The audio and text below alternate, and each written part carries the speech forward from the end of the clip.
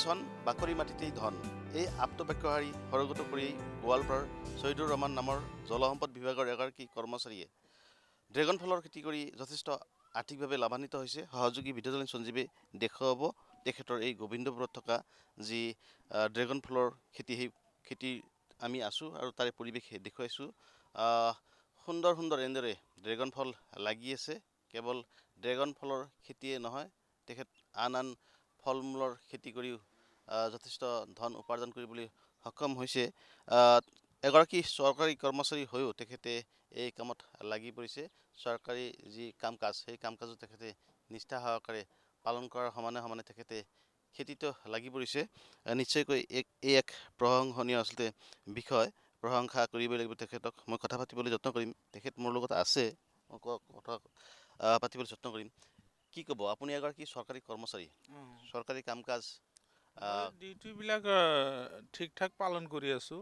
মোৰ ল'ৰা আছে, ল'ৰাটো ঘৰতে বহি আছে, সেইকাৰণে ল'ৰাটোৰ কাৰণে মই খেতিটো কৰি মই মাজে মাজে বন্ধ থাকিলে মই খবৰ চবৰ লৈ থাকোঁ আৰু ক'ত কি লাগে সিহঁতক পৰামৰ্শ দিওঁ।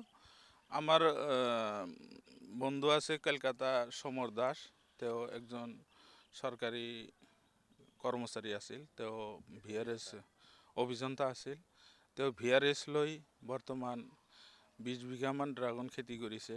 তাতে তেওঁৰ পৰামৰ্শ মতে মানে ল'ৰাটোক খেতিটো কৰি দিছোঁ। মোৰ জোঁৱাই আছে, জোঁৱাই 2জন কামলা আছে, সিহঁতেই পৰিচালনা কৰে। মই মাজে সাজে অফিচ যেতিয়া বন্ধ থাকে মই আহি চোৱা চিতা কৰোঁ আৰু কি। যথেষ্ট চাহিদা আছে। যথেষ্ট চাহিদা আছে বজাৰত। বজাৰত পাইকাৰীবিলাক যাই আছে, গাঁৱৰ মানুহ আহি ইয়াৰ পৰাই খেতিৰ পৰাই আপোনাৰ ফল লৈ যায়। খেতিৰ পৰাই ফল লৈ যায় আৰু গাঁৱৰ মানুহ আহে, টাউনৰ পৰা মানুহ আহে। বিক্ৰীৰ কাৰণে কোনো চিন্তা কৰিব নালাগে। চিন্তা কৰিব নালাগে। বেচাৰ কাৰণে পূৰা মাৰ্কেটত কিছুমান সময়ত মাল নিদিয়া অৱস্থা হৈ যায়। এনেকুৱা মানে আপোনাৰ লগত কথা পাতিম, কিন্তু আচলতে এই যি খেতি কৰিছে ছৈদুৰ ৰহমান, তেখেতে যি খেতি কৰিছে সেই খেতি কিন্তু কৃষি বিভাগৰ সহযোগত কৰিছে। কৃষি বিভাগে তেখেতক যথেষ্ট সহায় কৰিছে। কৃষি বিভাগৰ লোক আছে, গ্ৰাম সেৱক আছে, মই কথা পাতিবলৈ যত্ন কৰিম। অকণমান যদি ইফালে আহে, কি ক'ব, কৃষি বিভাগৰ পৰা তেখেতক কেনেদৰে সহায় সহযোগ আগবাঢ়িছে? নিশ্চয় এইখিনি কৰাৰ ক্ষেত্ৰত দিহা পৰামৰ্শ আপোনালোকে দিছে। নমস্কাৰ, মোৰ নাম ৰুহুল আমিন। মই কৃষি সম্প্ৰসাৰণ সহায়ক আগিয়া চক্ৰৰ এই বলদমাৰী গাঁও পঞ্চায়তৰ যিজন এই উদ্যোক্তা বা ফলৰ বাগান কৰা ছৈদুৰ ৰহমান, তেখেত মোৰ লগত আগত দিহা পৰামৰ্শ লৈছিল। দিহা পৰামৰ্শ মতে আমি ড্ৰেগন ফ্ৰুইটৰ যিটো চাপ্লিং আমি দিয়াৰ কথা আছিল, কিন্তু তেখেতে ইউটিউবত দেখি তেওঁ নিজে অনাৰ সিদ্ধান্ত কৰিলে। অনাৰ পিছত আমি আমাৰ ফালৰ পৰা সহযোগ কৰি PM-KSY অৰ্থাৎ প্ৰধানমন্ত্ৰী কৃষি সিঞ্চাই যোজনা, এই আঁচনিটো তেখেতক দিয়াবলৈ সক্ষম হৈছোঁ। ইয়াৰ পৰা তেখেত যথেষ্ট লাভান্বিত হৈছে আৰু ইয়াৰ উপৰিও মই মাজে মাজে আহি থাকোঁ। যিখিনি বেমাৰ আজাৰ দিহা পৰামৰ্শ দিব লগা মই সময়মতে দিওঁ, আৰু যিখিনি মই দিব নোৱাৰোঁ আমাৰ ওপৰৰ ছাৰসকলৰ পৰামৰ্শ মতে আগবঢ়াই লৈ গৈ আছে। নিশ্চয়কৈ ৰাসায়নিক সাৰৰ দ্বাৰা উৎপাদিত যিসমূহ আচলতে ফল মূল আছে বা যিসমূহ সা সামগ্ৰী আছে, সেই সা সামগ্ৰীসমূহ কিন্তু ৰাইজৰ বা জনসাধাৰণৰ দেহৰ কাৰণে আচলতে ক্ষতিকাৰক। সেয়ে ইয়াত কিন্তু এই যিগৰাকী খেতিয়ক ছৈদুৰ ৰহমান, তেখেতে কিন্তু সম্পূৰ্ণৰূপে জৈৱিক পদ্ধতিৰে এই যি ড্ৰেগন ফ্ৰুইট, সেই ড্ৰেগন ফ্ৰুইট উৎপাদন কৰি আছে। আমি দেখুৱাইছোঁ, তেখেতে কিন্তু ৰাসায়নিক সাৰ ইয়াত মুঠেই ব্যৱহাৰ কৰা নাই। যিহেতু ৰাসায়নিক সাৰ ক্ষতিকাৰক, সেয়ে ৰাসায়নিক সাৰ ব্যৱহাৰ কৰা নাই। কি ক'বা, খেতিত লাগি আছা, চাকৰি বাকৰি নাই, গতিকে ইয়াৰ পৰা কেনে আয় হৈ আছে? ইয়াৰ পৰা বহুত আয় হৈ আছে। আমাৰ দৈনিক 1 কুইণ্টেলমান মাল বিক্ৰী হয়।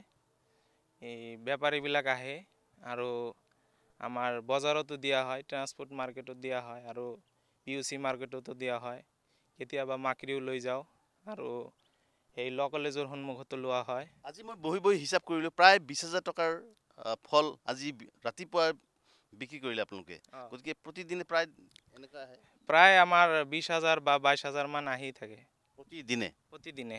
এই 3 বিঘা ভূমিৰ পৰাই মাজে মাজে আরও বেশি হয়, আমার এই 25,000 বা 30,000ও হয়। নিশ্চয়কৈ আসলে যথেষ্ট লাভজনক এই খেতি। খেতিয়কে নিজে ক'লে যে প্ৰতিদিনে প্ৰায় 20ৰ পৰা 25,000 টকা উৎপাদন কৰি আছে, আয় হৈ আছে তেওঁলোকৰ। সহযোগী বিনোদন সঞ্জীৱে দেখুৱাইছে। আমি দেখুৱাইছোঁ ইয়াৰ পৰিৱেশ, এক সুন্দৰ পৰিৱেশ আৰু এক প্ৰশংসনীয় আচলতে বিষয়। দাদা অকণমান যদি ইফালে আহে, আপুনি যদি আহে, এতিয়া কিন্তু যথেষ্ট মাটি এনেই পৰি থাকে বা বহু শিক্ষিত যুৱক যুৱতী আছে, তেওঁলোকে চাকৰিৰ পিছে পিছে ঘূৰি ফুৰে।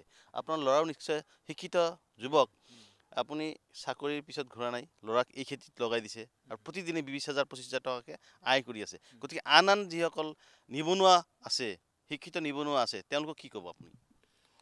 মই পৰামৰ্শ মতে যিবিলাক ল'ৰাই বেকাৰ বহি আছে, সেইবিলাক বেকাৰ বহি নাথাকি যিবিলাক পতিত মাটি পৰি আছে, সেইবিলাকৰ ওপৰত মেহনত কৰি 2 পইচা আয় কৰি সিহঁতে চাকৰিৰ পিছত নধৰাই নিজে চলিব পৰা, সংসাৰৰ খৰচখিনি ওলাই সিহঁতে ভালে চলিব পাৰে। লাগি থাকিলে মানে চাকৰিতকৈ পইচা বেছি আছে। আপুনি যিহেতু এগৰাকী চাকৰিয়াল, খেতিত মাহৰ ভিতৰত আপুনি নিৰ্দিষ্ট পইচা এটা পাব চাকৰি কৰি। নিশ্চয় খেতিৰ পৰা আপোনাৰ সেইটো কিমান পইচা আহিব সেইটো আপুনি নিজেও ক'ব নোৱাৰে। এইটো মানে মালিকে যিমান দিয়ে, মানে বতৰৰ ওপৰত বেছ কৰি ভালো হ'ব পাৰে, কোনোবা সময়ত অলপ ইফাল সিফাল হ'ব পাৰে, কিন্তু ভয় কৰিলে খেতি কৰিলে ভয় খাব নালাগে, লছ নাই। লছ নাই।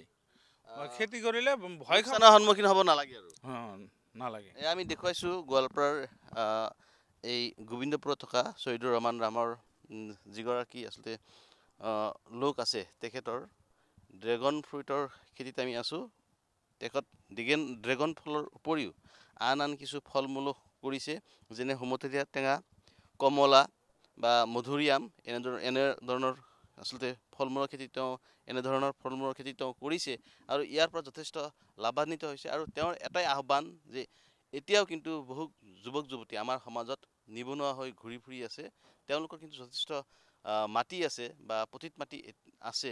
সেইসমূহ খেতিত পতিত মাটিত যদি তেওঁলোকে লাগি থাকে, তেওঁলোকে কিন্তু তেওঁলোকৰ যি নিবনুৱা সমস্যা, সেই নিবনুৱা সমস্যা নিজে নিজে সমাধান কৰাৰ সক্ষম হ'ব আৰু সমাজৰ বাবে আচলতে ই এটা ভাল লক্ষণ হিচাপে দেখা দিব।